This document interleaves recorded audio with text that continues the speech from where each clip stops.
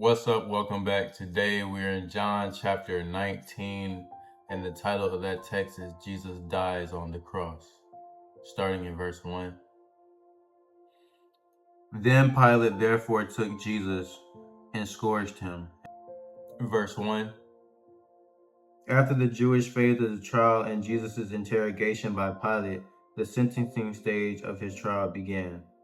The flogging weakened Jesus so much that he could not carry his own crossbeam very far. And the soldiers plaited a crown of thorns and put it on his head, and they put on him a purple robe. Verse 2. The crown of thorns represented a mock crown ridiculing Jesus' messiahship. The thorns would sink into his skull, bloodying and distorting his face. The purple robe in Matthew 27:28 represented a mock royal robe. Purple was the imperial color. And said, "Hail, King of the Jews," and they smote him with their hands. Verse 3. Hail, King of the Jews mimicked the Ave Caesar, Hail Caesar, extended to the Roman emperor. Pilate therefore went forth again and said unto them, Behold, I bring him forth to you, that ye may know that I find no fault in him. Then came Jesus forth, wearing the crown of thorns and the purple robe, and Pilate said unto them, Behold the man. Verse 5. Behold the man conveys a sense of look at the poor fellow. When the chief priests therefore and officers saw him, they cried out, saying, Crucify him, crucify him. Pilate said unto them, Take ye him and crucify him, for I find no fault in him. Verse 6. Pilate used sarcasm, being fully aware that the Jews did not have the authority to impose the death penalty. The Jews answered him, We have a law, and by our law he ought to die, because he made himself the Son of God. Verse 7. The Jews' comment may refer to Leviticus 24:16. He that blasphemeth the name of the Lord, he shall surely be put to death. When Pilate therefore heard the saying, he was the more afraid, and went again into the judgment hall, and said unto Jesus, Whence art thou? But Jesus gave him no answer. Verse 9. For John, there were clear spiritual overtones to Pilate's question, Whence art thou? Jesus' silence before Pilate is reminiscent of Isaiah 53:7. Then said Pilate unto him, Speakest thou not unto me? Knowest thou not that I have power to crucify thee, and have power to release thee? Jesus answered, Thou couldst have no power at all against me, except it were given thee from above. Therefore he that delivered me unto thee has the greater sin. Verse 10 through 11. In typical Jewish fashion, Jesus used above to refer to God. And from thenceforth, Pilate sought to release him, but the Jews cried out, saying, If thou let this man go, thou art not Caesar's friend. Whosoever maketh himself a king speaketh against Caesar. Verse 12. Caesar, originally the surname of Gaius Julius Caesar in 44 BC, became the title of subsequent Roman emperors. Caesar's friend was a semi-formal status indicating a person favored by the emperor. Pilate feared losing this status. When Pilate therefore heard that saying, he brought Jesus forth and sat down in the judgment seat in a place that is called the pavement, but in the Hebrew, Gabbatha. Verse 13. The judgment seat served as the platform for the judge's formal verdict in Acts 25:6. And it was the perpetuation of the Passover in about the 6th hour. And he said unto the Jews, Behold your king. Verse 14. The preparation day for the Passover may refer to the day before the Sabbath of Passover week in Matthew 27:62. But they cried out, Away with him, crucify him. Pilate said unto them, Shall I crucify your king? The chief priests answered, We have no king but Caesar. Verse 15. By professing to acknowledge Caesar alone as their king, the Jewish leaders betrayed their national heritage and denied their own messianic expectations based on the promises of the scripture. then delivered him therefore unto them to be crucified, and they took Jesus and led him away. Verse 16. Upon pronouncement of the sentence, the person was scourged and then executed.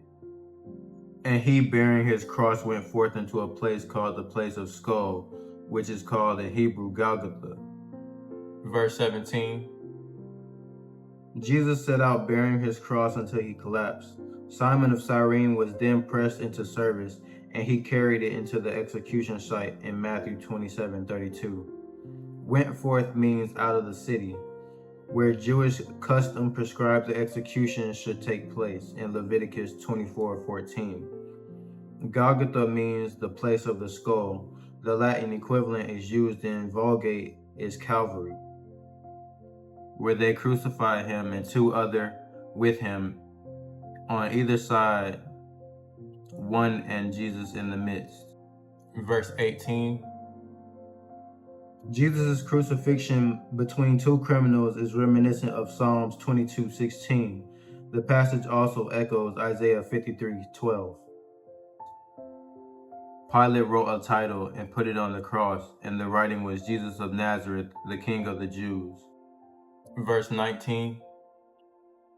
The inscription on Jesus' cross specified the crime for which he was executed. This title then read many of the Jews, for the place where Jesus was crucified was nigh to the city, and it was written in Hebrew and Greek and Latin. Verse 20.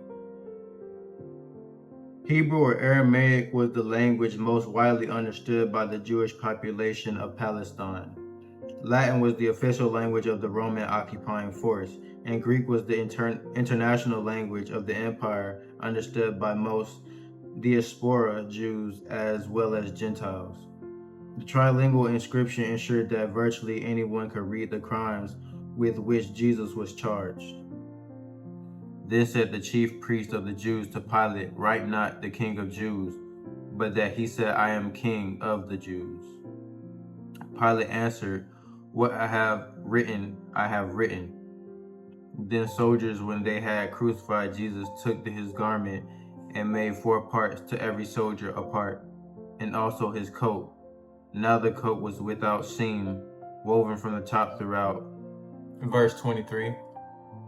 Similar to several later events at the crucifixion, the soldiers' division of Jesus' clothes and their casting of lots fulfilled scripture in Psalms 22:18. They said therefore among themselves, "Let us not rend it, but cast lots for it, who it shall be," that the scripture might be fulfilled, which said, "They parted my raiment among them, and for my vesture they did cast lots." These things therefore the soldiers did. Verse 24. The quotation is from Psalms 22, a lament psalm ascribed to David. The soldiers did not want to tear Jesus' tunic because it was woven of one cloth.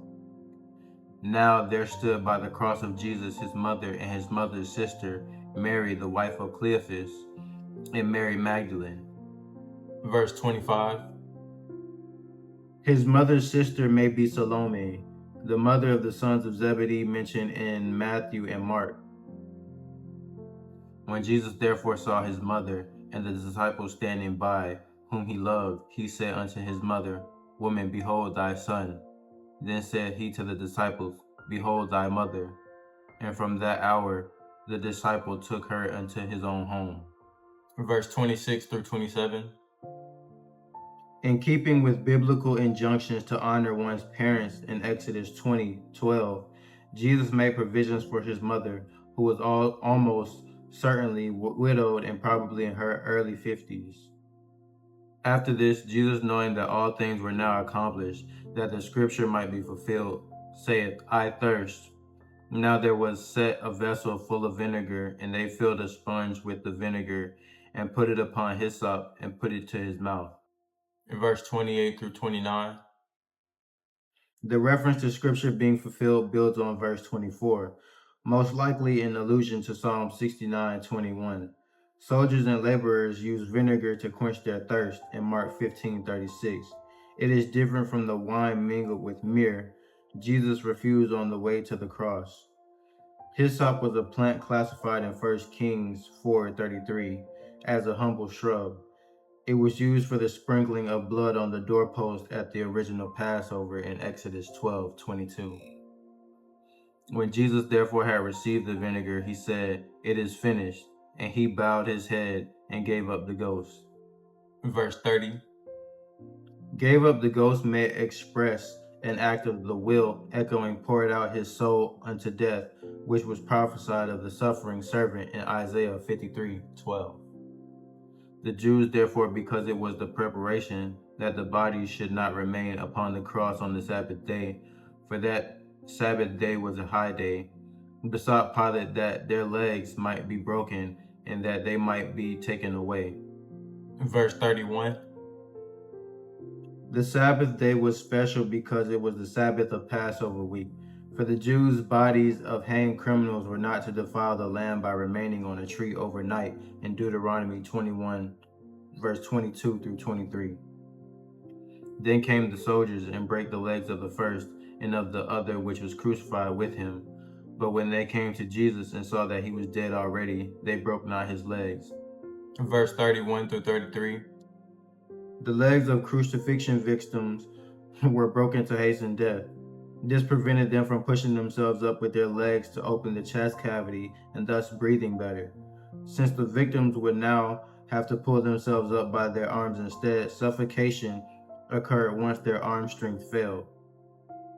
But one of the soldiers with a spear pierced his side, and forthwith came there out blood and water.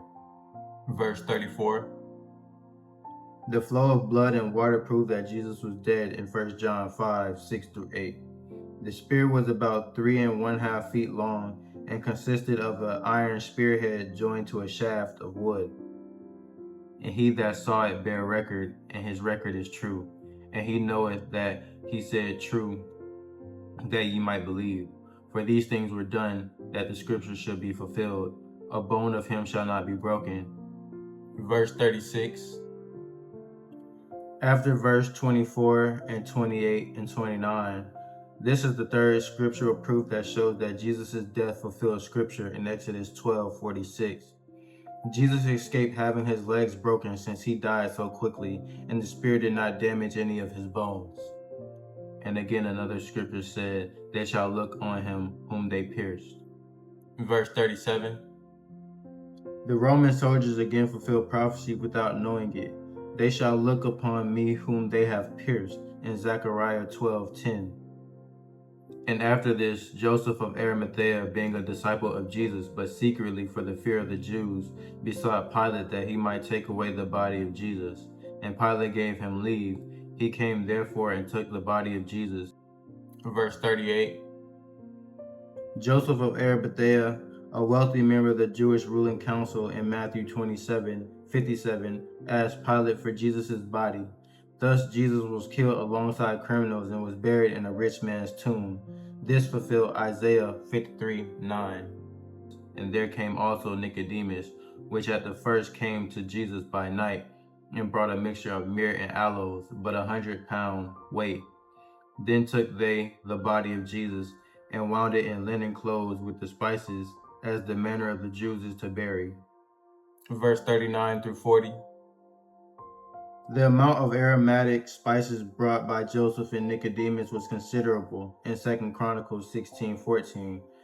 Myrrh was a fragrant resin used by Egyptians in embalming. Aloes were a powder of aromatic sandalwood. The mixture cloaked the smell of decay. Now in the place where he was crucified there was a garden, and in the garden a new sepulchre, wherein was never man yet laid. There laid they Jesus, but therefore because of the Jews' preparation day, for the sepulchre was nigh at hand. Verse 42. Sabbath was rapidly approaching when all work ceased, including the carrying of spices or transporting a corpse. Thus we may see it as an instance of divine providence that the tomb was nigh.